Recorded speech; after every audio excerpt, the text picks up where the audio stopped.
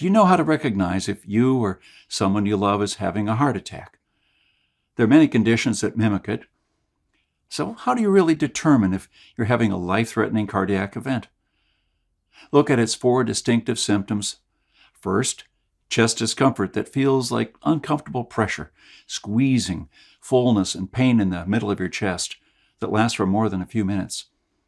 The second symptom is discomfort or pain in one or both arms and your back, your neck, jaw, or stomach.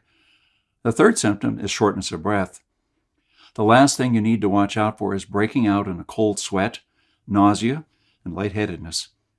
These don't all come at once, but if you see even one or two, it's time to call 911. Another step you can take to improve your chances before the ambulance arrives is to chew on an aspirin and pour a vial of nitroglycerin under your tongue. But you need to have these 2 items at home beforehand. No country in the world has had to use more expired medication than Venezuela. Dr. Maybell and other doctors were able to see what happens firsthand, and it's almost guaranteed to shock you to the core. Most medications you have in your medicine cabinet are good for years after their bogus expiration dates, so pay close attention to this chapter before you throw away your so-called expired medications, as one day you might need it badly.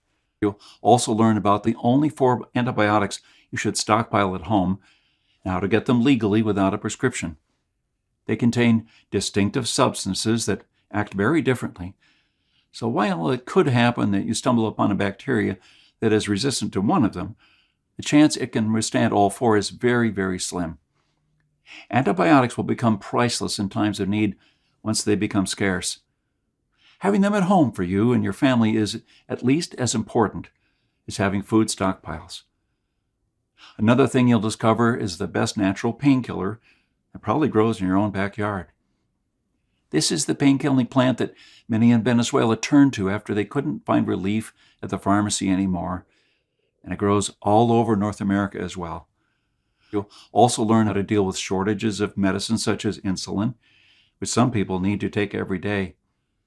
A friend of mine from Texas found a workaround and is able to get all the insulin he needs daily and even extra to stockpile.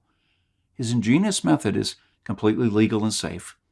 You could start using it immediately, not only for insulin, but also for some other medicines that are notoriously hard to stockpile. When dealing with a stroke, time is of the essence, and every second counts.